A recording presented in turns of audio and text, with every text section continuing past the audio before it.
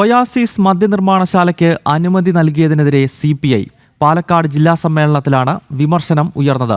Oasis brewery തുടങ്ങിയാൽ കുടിവെള്ളത്തിനും കൃഷിക്കും പ്രതിസന്ധി സൃഷ്ടിക്കുമെന്ന് റിപ്പോർട്ടിൽ പറയുന്നു. വിവരങ്ങളുമായി അരുൺ ആലത്തൂർ ഒരിക്കൽ കൂടി ചേരുകയാണ്. അരുൺ, പറയൂ. ഗൗതം, CPIയുടെ പാലക്കാട് ജില്ലാ സമ്മേളനം പാലക്കാട് വടക്കഞ്ചേരിയിൽ പുരോഗമിക്കുന്നതിനിടെയാണ് ഇത്തരത്തിൽ ഒയാസിസ് എന്ന മദ്യനിർമ്മാണശാലയ്ക്ക് സംസ്ഥാന സർക്കാർ അനുമതി നൽകിയതിനെതിരെയുള്ള ആരോപണം ഉയർന്നിരിക്കുന്നത്.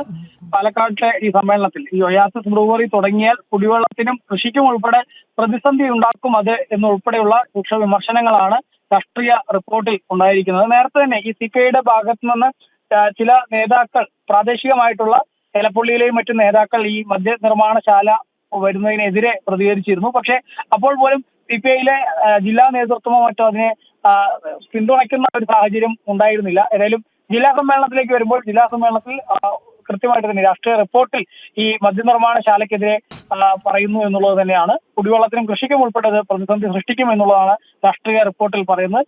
ഒപ്പം മറ്റൊരു കാര്യം പറയുന്നത്, നെല്ല് സംഭരിച്ച് പണം വിതരണം ചെയ്യുന്നതിൽ കാലതാമസം ഒഴിവാക്കണമെന്നും ഈ നെല്ലിന്റെ തുകയിൽ സംസ്ഥാനം സർക്കാർ വിഹിതം ഇങ്ങനെ തുടർച്ചയായിട്ട് വെട്ടിക്കുറയ്ക്കുകയാണ്. അതായത് കേന്ദ്ര സർക്കാരിന്റെ വിഹിതം ഉയർത്തുമ്പോൾ, ഓരോ തവണയും നരേന്ദ്രമോദി സർക്കാർ നെല്ലിന്റെ സംഭരണ വില ഉയർത്തുമ്പോൾ അതിന് ആനുപാതികമായിട്ടുള്ള തുക സംസ്ഥാനം വെട്ടിക്കുറയ്ക്കുകയാണ്. അത് കർഷകർക്കിടയിൽ വലിയ അമർഷം പുകയുന്നുണ്ട്. ഈ വിഷയം കർഷകർ പലതവണ വിമർശനമായി സംസ്ഥാന സർക്കാരിനെതിരെ ഉന്നയിക്കുകയും ഒക്കെ ചെയ്തിരുന്നു. ഈ വിഷയത്തിൽ സർക്കാർ വിഹിതം കൂട്ടണമെന്നും രാഷ്ട്രീയ റിപ്പോർട്ടിൽ പറയുന്നു എന്നുള്ളതാണ്. സംസ്ഥാന സർക്കാരിന്റെ വിഹിതം കൂടെ സംഭരണത്തിൽ തുകയായിട്ട് വർദ്ധിപ്പിക്കണമെന്നും ഈ രാഷ്ട്രീയ റിപ്പോർട്ടിൽ പറയുന്നു.